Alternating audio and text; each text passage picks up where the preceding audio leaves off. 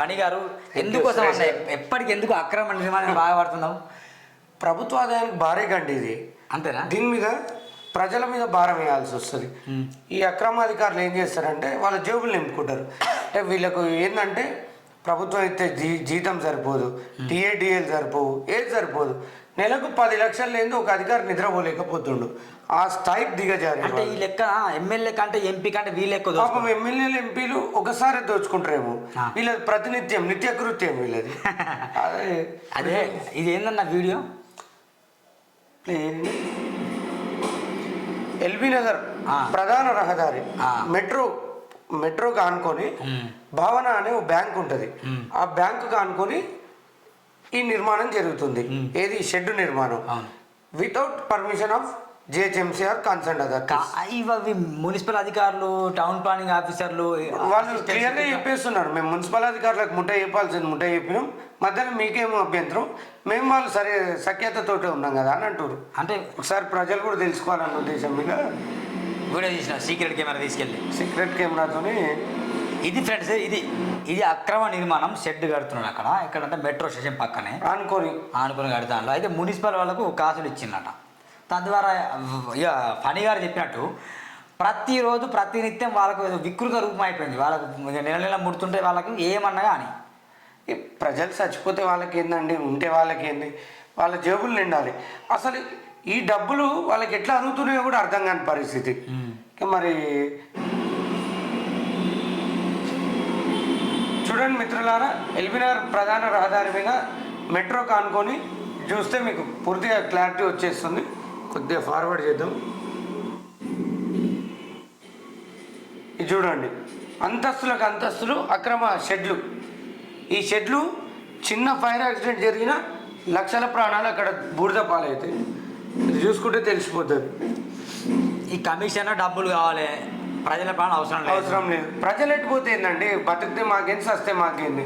చూడండి పక్కనే LB Nagar metro కానుకొని చూడండి మిత్రులారా, మీరు చూడాలి, నిజాన్ని తెలుసుకోవాలి. ఇది ఒక్కసారి కడుతున్న వ్యక్తి కోసం కాల్ చేయండి. తన యొక్క ఆయన అభిప్రాయం ఏముందనేది కూడా మనకు ఏం పేరు తన పేరు చూడండి. భావన బ్యాంక్ కానుకొని అంజలి డిజిటల్ కలర్ ల్యాబ్ కానుకొని ఎగ్జాక్ట్లీ మెట్రో.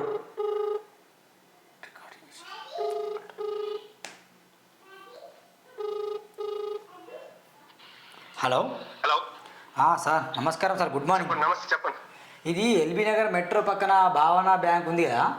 అవునండి. దాని పక్కన ఒక అక్రమ నిర్మాణం చేపడుతున్నారు సార్ మీరు. అక్రమ నిర్మాణం ఏమి లేదు, మేము ఆల్రెడీ రీజల్గానే వెళ్తున్నాము. ఏదో మీడియా ఎవరండి? నేను ఎవరో కాదండి, నేను ఒక మీడియా కదా. మీరు ఎవరో మాట్లాడేది అంట. నా పేరు సూరన్న సార్, ఎస్టీవీ నాది. ఓకే. అయితే ఈ షెడ్కి పర్మిషన్ ఉందా? తీసుకున్నాం, వస్తుంది. మేము ఆల్రెడీ పర్మిషన్ తోనే మాట్లాడుతున్నాము.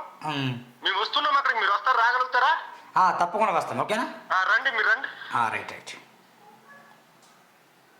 ఇదండి కట్టేదేమో అక్రమ నిర్మాణం. వీళ్ళు ఏమంటారు లైవ్లో ఏమనంటే పర్మిషన్, అసలు షెడ్కి పర్మిషన్ ఏమి ఉండదు. తెలంగాణ ప్రభుత్వంలో అక్రమ నిర్మాణాలు ఏ స్థాయిలో జరుగుతున్నాయి అంటే ఇది గత బీఆర్ఎస్ ప్రభుత్వంలో మొదలైంది, ప్రస్తుత కాంగ్రెస్ ప్రభుత్వం కొనసాగిస్తుంది. ఇటు చూసుకుంటే మిత్రులారా, మీరు దీనికి ఆనుకొని మెట్రో కానుకొని ఇటువైపు భావన బ్యాంక్ పక్కన ఒక్కసారి ఇందులో హోటల్ పెడతారా మరి ఏం పెడతారో మనకు తెలీదు. చిన్న ఫైర్ యాక్సిడెంట్ అయితే జరిగే విపరీత పరిణామాలు ఏంటంటే, రెండవది పర్మనెంట్ కన్స్ట్రక్షన్ కాదు. దీనికి ఏ విధంగా అలాట్మెంట్ జిహెచ్ఎంసీ నుంచి వచ్చిందనేది అర్థం కాని విషయం.